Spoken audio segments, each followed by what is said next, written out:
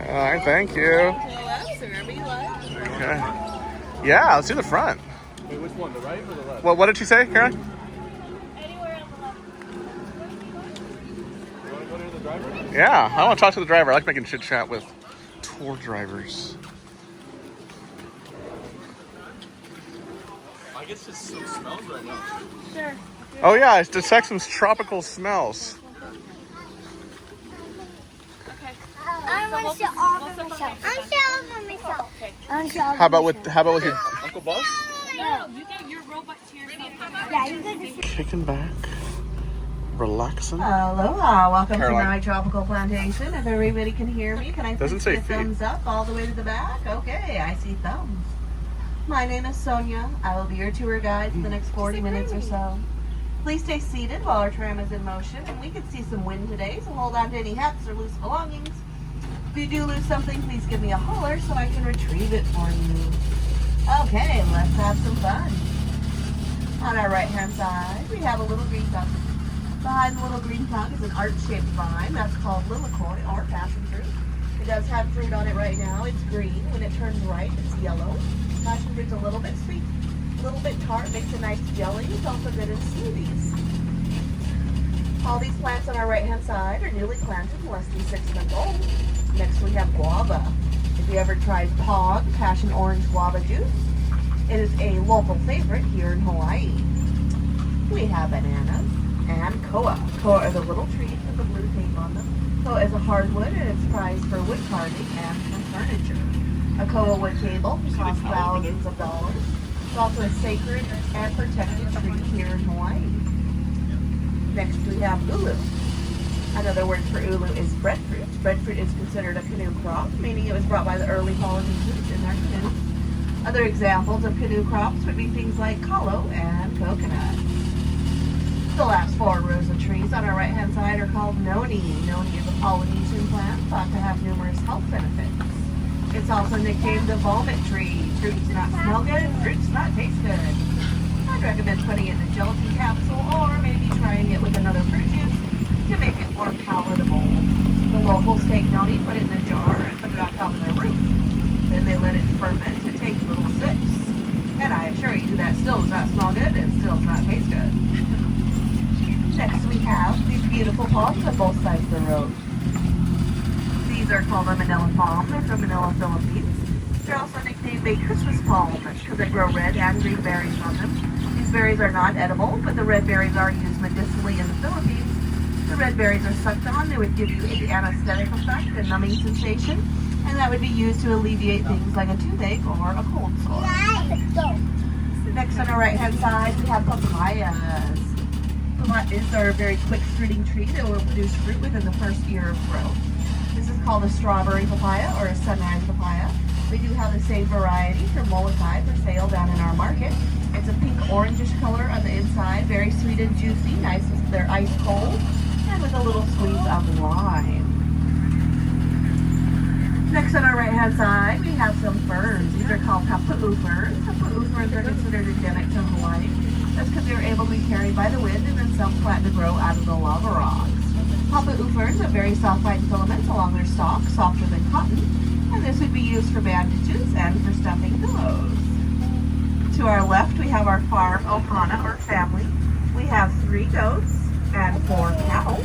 There is a baby calf there. It's white and brown, about 6 months old. The cattle are a Texas Longhorn, and they are part of a larger herd, which is grazing up against the mountains. Cattle have a longer history here in Hawaii than pineapples. They were a gift to King Kamehameha in the early 1800s, and he loved his cattle so much, he put a 50-year ban on killing them. Then their numbers grew, and they sort of got out of hand, so they brought over vaqueros to teach the Hawaiians how to wrangle and care for their cattle. And that began the first Paniolo's, or Hawaiian cowboys. We have 2 tall towers on both sides of the road. There's 5 in total. This is our Maui zip line over here to our left. You can see the people with their orange helmets on. It's a great way to get an aerial view of the property. If you want to check them out, go to mauzipline.com. Next on our right-hand side, we have a fenced-in area with some red and green leaves. These are called tea leaves, spelled T-I, not T-T-A, the tree. Tea leaves do have numerous uses here in Hawaii, but most famously are used for hula skirts. It does take about 100 to 150 tea leaves to make one hula skirt, depending on waist size. They would be shredded so they have a grass-like effect. The red tea leaves were reserved for the chief, the big kahuna, the hides, the reef, and then everyone else would wear the green one. Next on our right, we have a jackfruit tree. Jackfruit is the largest fruit tree in the world. Jackfruit can be up to 4 feet long and weigh up to 18 pounds. The entire fruit is edible from skin to seed. A ripe jackfruit tastes like a pineapple mixed with a banana. That's also the inspiration behind juicy fruit gum. I encourage you to go give the fruit a little sniff and you'll see what I'm talking about after our coconut husking demonstration. Jackfruit is a vegetarian offering. It's also used in curries in India. Okay, we have arrived. We're going to do a coconut husking demonstration here. When you get off, please watch your head. All right, we're gonna get off to the coconut husking. You guys see the owl statue, guys? You guys see the owl statue? Grandpa would love that. Carson, can you get up? What? Owls are wise and they rule the world. Okay, let's stay right here. Ah, Poheo, cool. Okay, we're going to go over to your This is like the Riverside Rain Cross. and you will get a chance to view our artist studio afterwards.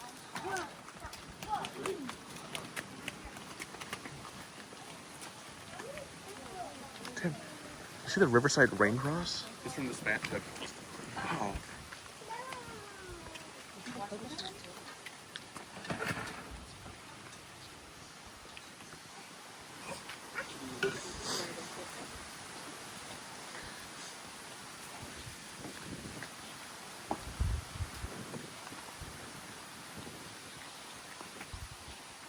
All right, we've got a green coconut right here.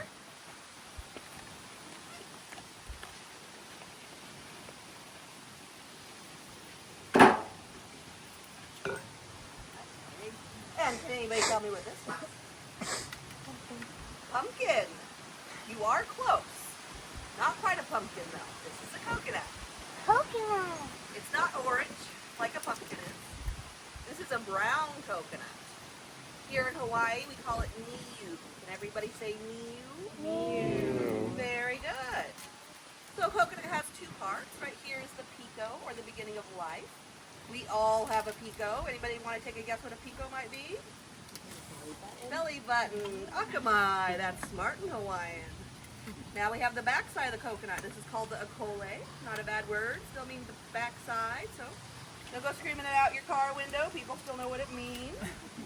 So I'm going to begin husking, and I'm going to start from my pico side here. Now traditionally Hawaiians would use a sharpened stick. And I have this pickaxe here that's welded to my table. And it's going to be a little bit easier than trying to use a stick. I imagine a stick would have a higher likelihood of breaking in half during your husking. So as I begin to husk this coconut, I'm going to pass around some husks for you to check out. Husks make an excellent rope. They're used to tie up the canoes. Make a bracelet, make your own rope. They're also an excellent fire starter, excellent bug repellent. It's like in Moana when they Even use the an excellent coconuts. person repellent. Kind of smells like burning goat hair if you put it in your campfire. Want to see?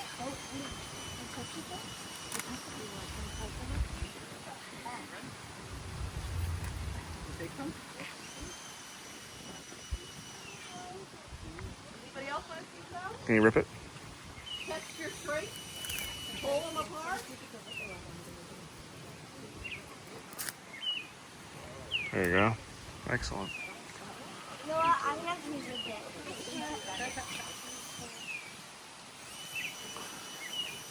What do you guys think of the coconut husk? It's like in Moana, that island. They like use the coconuts for everything, right? Callie? Nakamura. Yeah. There's a little evil coconuts on the shelf. Oh yeah, we like those guys. We like their song. Yeah. I'm going to tell you a little bit about that too. Oh yeah? So let's talk about coconut husks first. Say you need to weave a rope that's long enough and strong enough so that your canoe does not float away.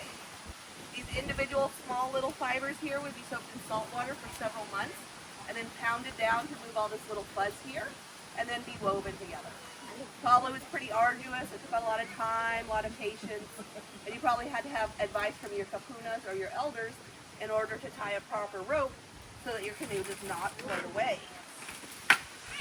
Now, we do have a coconut husking record holder here in Hawaii. It's not me. But I do rank number 5 here on Maui Tropical Plantation. We only have 5 employees. There's a gentleman over at the PCC, the Polynesian Cultural Center, over on Oahu. And he can husk a coconut in 3 seconds. Wow. As you can clearly tell, that is not my record. I also call him a cheater, though, because he has way bigger muscles than me. Now, you can watch him on YouTube if you want to, but don't blink because he's truly that fast. Wow. Now, here on Maui, we have our own coconut husking record holder. A woman, she was over on Lahaina side. She is retired now. And she could husk a coconut in about 2.5 to 3 minutes. But she doesn't use any tools. No pickaxe, no machete. Wow. Anybody want to take a guess what she might use? Hands. Good guesses, good guesses. She uses her teeth. Oh, Sorry, I'm man. not using my teeth. I don't like my dentist that much, to be honest. I have actually never met her. I don't know if she has the most beautiful smile in the whole wide world. But I'm going to go out on a limb because I know coconut husks.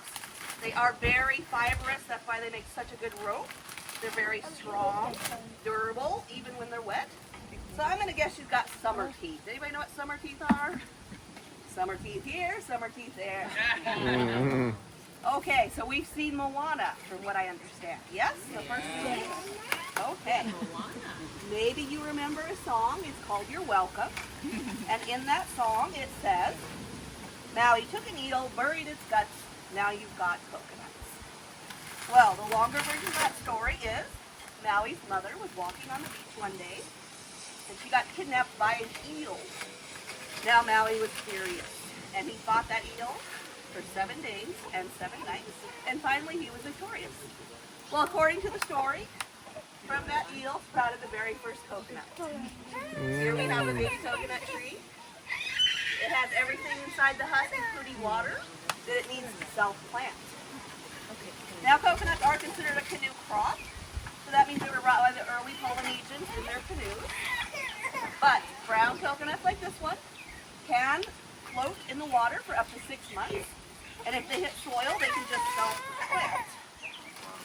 So I'm going to show you the very arduous task of how to plant a coconut.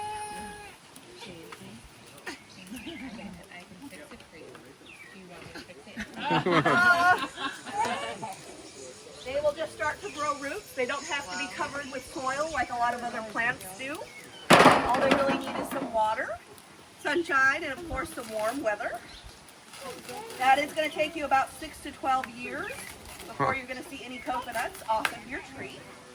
But once they begin to produce, you can see 200 coconuts from one tree in 1 year. Wow.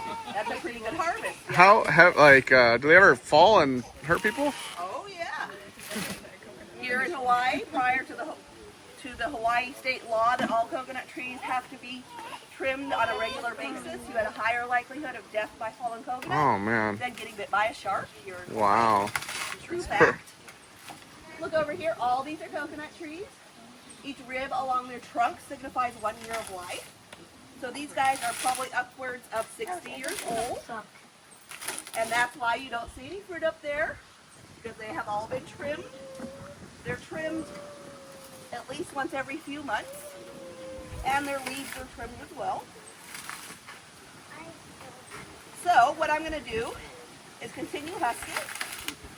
And I'm going to tell you about drinking coconuts. Drinking coconuts are like the little green coconut at the bottom of the stage. You can take a look at it, give it a lift, see how heavy it is. Now coconuts can weigh up to 25 pounds as well. So you can go to any fruit stand on the island, they'll chop off the top with a machete, stick a straw in it, and it's ready to drink. Now brown coconuts, the difference between them is they've been sitting on the ground for a year or more. Wow. When they sit on the ground, the water inside begins to ferment. So I'm going to show you some coconut water. Please no sampling though. Once it ferments, it acts as a natural diuretic. And I have no bathrooms on this trip. But I'm going to pass this around for you to see our little face on our coconut.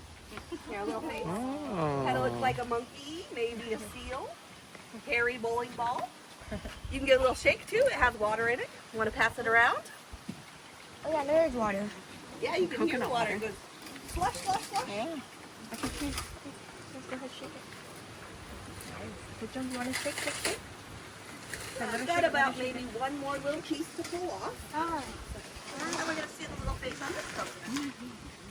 So that's my whole outer husk. Oh, yeah, you can definitely hear that. So now what I'm going to do is just loosen all this. Why don't you give it to that? It's on the front. And then you can start to pull off the rest of your husk. You can also see why I don't need to pay for a gym membership. We're almost there. Now this one has water in it too. Wow, Pete, that's a big coconut. Yeah, don't drop it on your foot.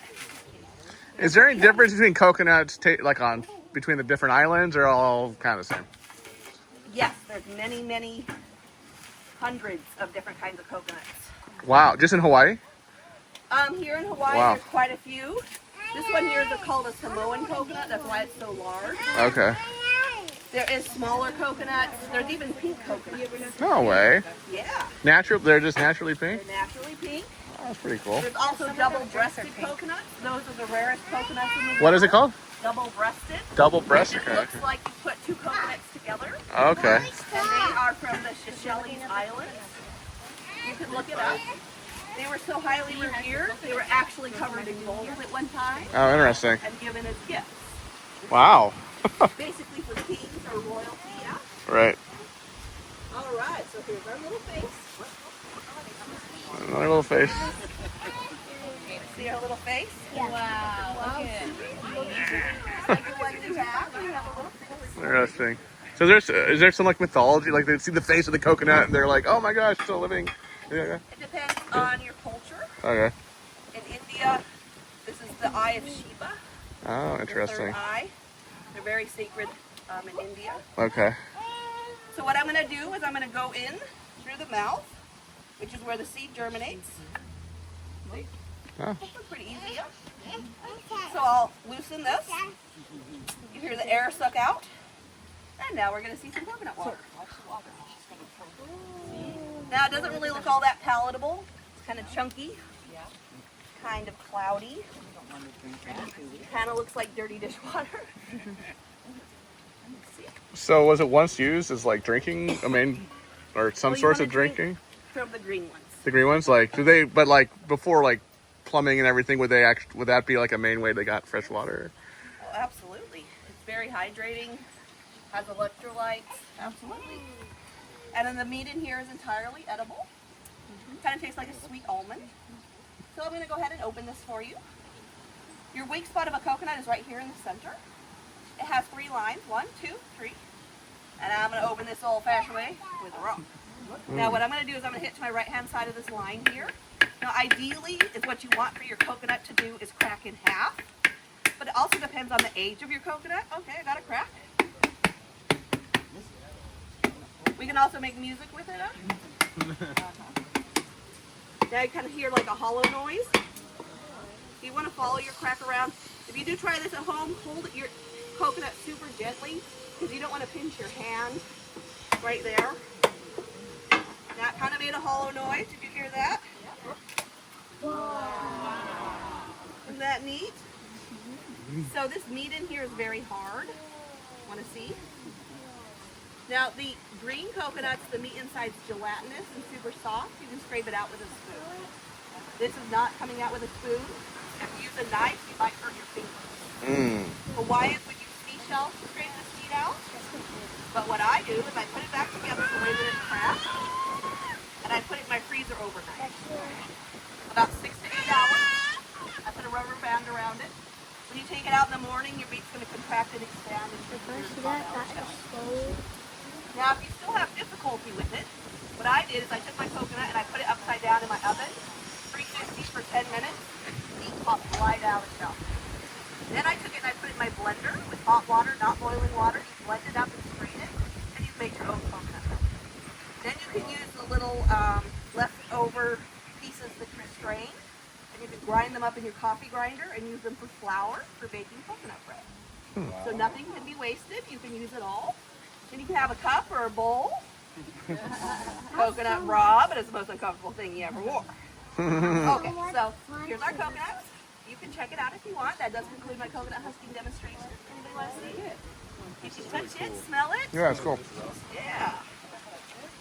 I do have an artist over here, Dale Zarella. You're more than welcome to go talk stories with him. He has beautiful carving.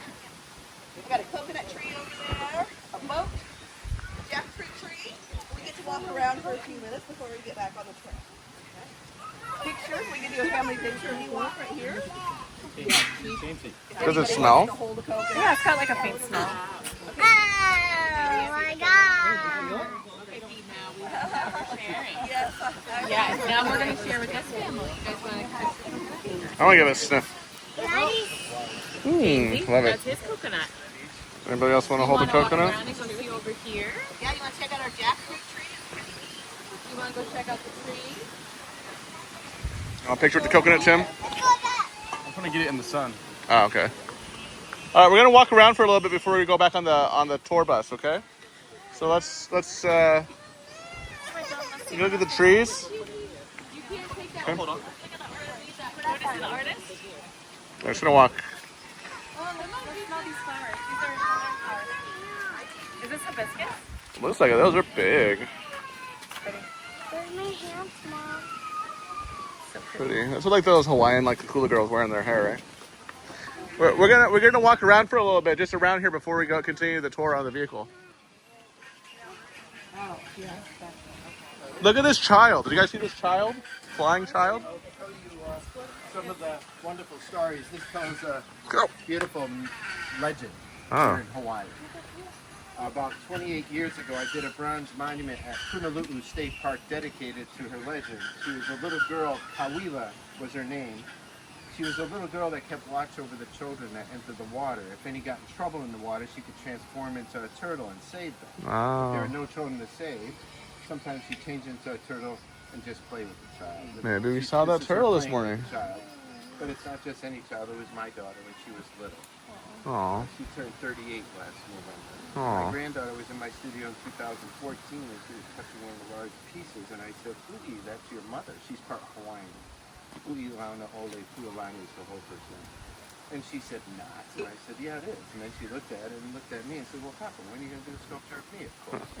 And I had just gotten a commission from Pope Francis to do the bronze sculpture of St. Mary Ann Cope of Molokai in 2014. So I chose to depict her with a little orphan girl next to her. So of course I used my granddaughter as my model. Oh. Is that like the patron saint of Hawaii or something? But she took care. Her and Father Damien were sainted. They took care of the lepers of Molokai. The lepers of Molokai. Yeah. Like a leper colony or something? Oh yeah. Never heard about that. Yeah, in the 1800s it was pretty rampant here in Really? as well as Louisiana. Okay. Other places, yeah. Oh wow, all this little history you don't really know about. And this was the life-size sculpture out of wood for a museum in Honolulu. Wow. That's awesome. That sculpture up there was from my initial study of Father Damien. In 2010, I was commissioned to do a life-size koa wood sculpture of Damien for a museum in Honolulu. Oh, cool. While I was working on that, Was this guy like a missionary to Hawaii? they were missionaries in the middle of the 1800s. Okay. Okay, where was I? Sorry. I just asked questions. While I was working on that, Pope Benedict sainted Damien and commissioned 2 bronzes, one for the Vatican collection and one for the seminary school at the Vatican. Since then, I've done 23 more bronzes of Damien, 4 large wood sculptures of Damien. I'm working on another half-life-size sculpture of Damien from a burned Milo tree from Lahaina. And it was commissioned for the Sacred Heart School that burned down. Damien was the Sacred Heart priest. And I've done the bronzes from St. Patrick's Cathedral in New York for Cardinal Dolan to LA's Archbishop Gomez, many churches, seminary schools in between, many here in Hawaii. Even the government of Belgium bought 4 bronzes of Damien because he was the most famous Belgian in history. Ah, he's a Belgian guy. Their prime minister came to New York for his bronze, and I got to go have dinner with he and Cardinal Dolan. This being my attire for the last 40 years, I have gone by it too. Oh, wow. Are you from Boston? The area, yeah. Ah, nice. You know, What? about 4 years ago, a guy named Charles Laquadera used to have a program. He lived here 22 years. and he's a dear friend of mine. We had dinner with Phil Spaceman Lee right here at the restaurant. And so we had a wonderful time. We came to the studio, then they left, and then Bill on his way to the airport let them know. And then last year I go home to Connecticut.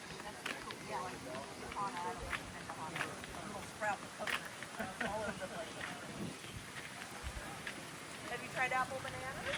Yes. We have our apple banana plants over here. What, an apple banana plant?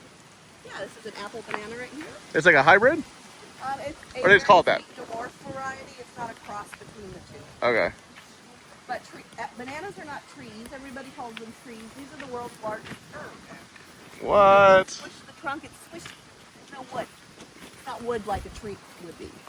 Oh, I see. That's This is a interesting. cousin to ginger, as a matter of fact. Interesting. I saw you guys have ginger here too, right? All different types of ginger. All different kinds of ginger. So this is what is it again? Apple banana. Apple banana. And what is this? That's tea. That the TI or you're talking about? Okay. These are the ones that would be used for hula skirts. We also put them in for like lao lao. What you do is spread the leaves for your hula skirts. That's kind of grass. I think it's coconut, buddy. Yeah, it shreds like this. That's So cool. it has a grass-like effect. Yeah, okay, for cool. a skirt. And you have to do that 150 times to make one hula skirt. Oh man, that is labor. They're also ward away evil spirits. People will plant them on four corners of their property. Okay. They're sacred and medicinal and yeah, they're used in lots of different. That is cool. We have our artist studio over here. If you wanted to check him out. Oh yeah, we chatted with him. He's done a lot of stuff for the Catholic Church, it sounds like. Oh yes, he was commissioned by Caesar. Maybe this new one's gonna give him something too, huh? That's pretty cool. He's talking about the leper colony. I never even heard about that here. Oh yeah, Hansen's disease. Okay. That was terribly Rampant contagious. back then? So people that had it, they put them on a boat, Yeah. go over to Molokai where the cliffs are. What is? take a big Where is stick, Molokai in the island? Oh, that's they didn't wanna touch terrible. them, swim or live. Where is Molokai exactly? Over here. So if you went to the west side, I don't know if you're staying on the west side. Molokai's the island over here. Where is it in relation to the city? Town starts with an L on the west side. Lahaina. Where is that in relation to that? Lahaina's first. Hanapali. Kapalua. From Kapalua, you can see Molokai straight ahead. Okay, because we're staying in this next one after Lahaina. You said? Hanapali. Yes, You okay. You can see Molokai. Okay. The island over to your kind of right side. Okay, got it. Cool. Well, cool we can see it. Not cool they pushed them off the cliff. Well, the very last survivors are about 100 years old. Okay. Only like 2 or 3. Wait, what? Hold on, this is relatively... When was this? When did all this happen? In the... They're about 100 years old. Wow! So this was still going... This is kind of in recent... Not like super long time ago. Wow, that's wild. So Father Damien was priest that came over. Okay. All of the lepers. They built a colony where they had a safe place. Okay, got it. Provided they actually made it To to there. the ship. Right. Kapalua. Wow. Did Damien, did he remain healthy? Yeah, he remained healthy. He did get it himself though. Yeah, he did, and he was canonized, Uh-huh. which is pretty neat. The saints. Oh, I love reading gore. oh yeah, like King Baldwin. Remember the leper King Baldwin? All right, gonna sit here, wait just for the tour to resume. If we want to drink some coconut water, where's the best place to get around here? You want to drink some coconut water? If you just go out the entrance, take a right, just down the road at the next stoplight, you'll see some tiki faces, and there's a guy right there that sells coconuts. I'm not sure of his hours, but he is the closest place. The next closest place would be North Kihei at the Farmer's Market. Okay, thank you. To our left, we have Dale Zarella. He's a world famous artist. He does have another piece down the road at the Frank Lloyd Wright building, which is also the golf course. It's beautiful up there by coastal view from Kahului all the way to Kihei. Also, he has some pieces of the Vatican in Rome. On our left, we have a newly planted crop of bananas. They're about a week and a half old. Behind that, the beautiful multicolored flowers are called bougainvilleas. Bougainvilleas are not endemic to Hawaii. They're planted throughout the islands. They do produce a whole different variety of colors. Next on our right-hand side, we have coffee. It's pronounced kope, K-O-P-E in Hawaiian. They do bloom little white flowers, and the flowers turn into a cherry. The cherry starts off as green, and then it turns yellow, and then it turns red like a snowflake. We do have Maui grown coffee for sale by the cup, by the bag, in our Kumu Farms Country Market. They do all the roasting here on site. And they do have different varieties as well. If you want a fancier kind of coffee, they have lattes and all those fun things at the cafe right next door. To our left, we have these beautiful flowers. These are called plumerias. They're pronounced Malia in Hawaiian. There's 24 different varieties of plumerias, sizes, shapes, and colors. You can wear them in your hair or behind your ear. They're also used for lace. On our right, we have pineapple. Pineapple is not endemic to Hawaii. Pineapple is in South America. In Hawaiian, it's pronounced halatiki, which means traveling pineapple. Not to be confused with a hala tree. Take a little stroll around our duck pond. You'll see a tree with the roots sticking out of the ground. This is a hala tree. It does produce a seed pod that looks like a pineapple, but as you can tell, they grow out of the ground and not from a tree. If you want to grow your own pineapple, you can. Pluck off the top part, which is called the crown. Soak it in water for about a week, and then it's ready to be put in soil. It does take some patience, though. It takes almost 2 years to grow one pineapple. Wow. If you wanted to see our manila berries, why it's nicknamed a Christmas palm, we do have our manila palms on the right, and they have the red and green berries on them. To our left, we have apple bananas. It's pronounced Maya in Hawaiian. It's not a cross between an apple and a banana, but a very sweet dwarf variety. Bananas are not trees, but the world's largest herb. If you squish their trunk, there are some plants down there by the Kumu Farms Country Market. It's squishy and not hard like a piece of wood. As you may know, we are on the Valley Isle, which means we are in between two dormant volcanoes. On our right-hand side, we have Mount Haleakala. Haleakala means house of the sun. It does rise to 10,000 feet. So if you go up there, bring a jacket or sweater because it does get chilly. And don't forget to make reservations. To our left, we have our West Maui Mountains. In Hawaiian, it's pronounced Na, Eha, Vai. Eha means four. There's 4 major rivers that come out of these mountains. It's also the 9th wettest place on the planet. Looks pretty cloudy up there today, but if you look up there on a clear day in the morning, you can see our sleeping Hawaiian chief. Picture King Kamehameha. First you would see his headdress, and then his nose, then his chin, and the rest of the mountain makes up his body. Pu'ukukui rises to 5,800 feet, which is significantly shorter than Haleakala at 10,000. Next on both sides of the road we have sugarcane. Sugarcane is pronounced ko, K-O in Hawaiian.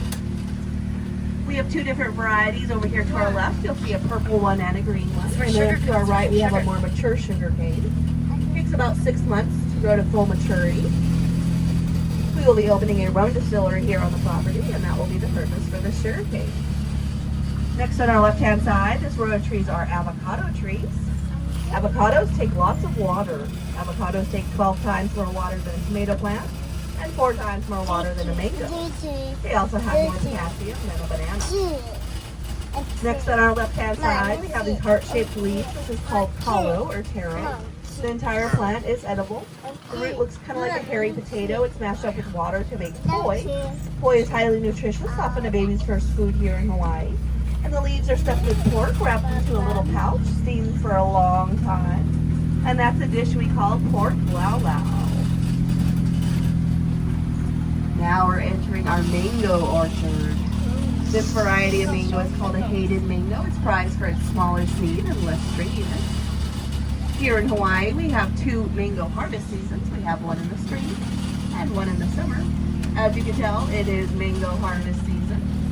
It's time to make mango bread, mango sorbet, mango smoothies, something lovely with mangoes. As you can tell, quite a few have already fallen off the tree.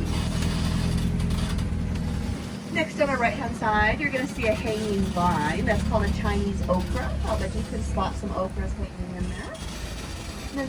The row after that is another variety of okra. The middle row is a cactus-looking plant. That's dragon fruit. Dragon fruit tastes like a mix between a kiwi and a pear, but I'd say more sweet and more juicy. And the last row is cassava. Cassava is a root vegetable, and you can do anything with it like you would a potato. To our left, we have a big wheel. You're going to see grinders, grabbers, and mashers throughout the property and even in the duck pond. These are all remnants of our sugarcane era. The very last sugarcane factory, the last one in the entire state of Hawaii, closed in 2016 after operating for 180 years. Next on both sides of the road, we have macadamia nut trees. Macadamia nuts are not endemic to Hawaii. They're from Australia. I spot some nuts on the ground to our right-hand side. They're a little bigger than a marble, and the last two trees on our right have some nuts too. We grow about 200 trees on the property, but we do not harvest them. Macadamia nuts are the world's toughest nut to crack. You have to have 300 pounds per square inch to do so, which requires specialized machinery. We do have Mauna Loa macadamia nuts though, sold all over Maui. And they produce macadamia nuts covered in chocolate, macadamia nuts with chocolate as topping. You can get them lightly salted or even try them with ice cream. On our left we have more bananas. I'll bet you can spot a hand of bananas over there. These plants only produce one hand. After their hand of bananas has produced, it will topple over or even cut it down. And that nourishes what you call banana pups, which are the little shoots coming up from the ground. That's your next generation of bananas. Bananas are all interconnected underground through their root system. Next we have these beautiful palms on both sides of the road. To our left, you can see some little berries on them. They're kind of a purplish bluish color. This is called an umbrella palm or a fan palm. The berries are not edible, but they are harvested. They can be dried and then sanded, polished, and painted. And they would be used for jewelry or strung up for lace. And they last longer than flower lace. Next on our right-hand side, we have a tall, big, beautiful canopy of trees, and they have little pink flowers on top. This is monkey pod. Monkey pod's not endemic to Hawaii, but climbing throughout the Hawaiian Islands. They're a very nice producer of shade. As you can tell, their branches reach way out into the sky, and they do have to be trimmed regularly. They're also nicknamed a Mark Twain tree. He said he was one of the first people to plant a monkey pod over on the Big Island. Monkey pod is also prized for wood carving. Dale Zarella uses monkey pod for his mermaids. It's a beautiful blonde color, also a hardwood. And he has a turtle in our Kumu Farms Country Market, which will be passing to our right. It has an opihi seashell eye. An opihi is a limpet. It hangs out along the rocks when the waves crash. They are beautiful. They are delicious, but they're very dangerous to harvest because if a big wave came up while you were harvesting your opihi, you could get swept out into the ocean and never heard from again. We lose people opihi fishing every year. Alright, here's our country market. They have lots of strawberry papayas in there today. They have apple bananas. You should try all those things. Valley Gold pineapples.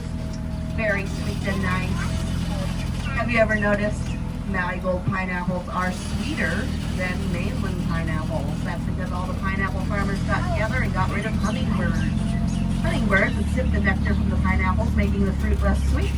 When they got rid of hummingbirds, the fruit got sweeter here in the state of Hawaii.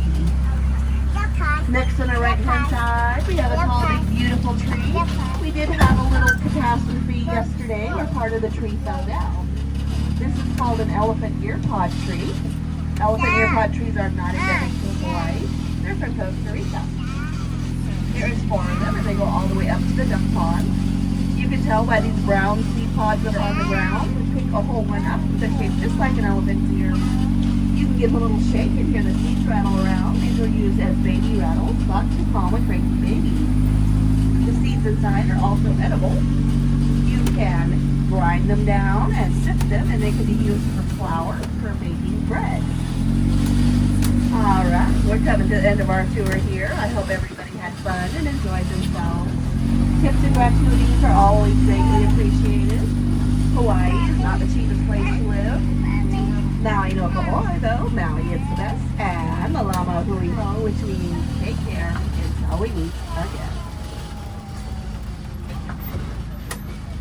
Thank you. Rachel, let's get your shoes on. All right, want to sign up there too? She's behind.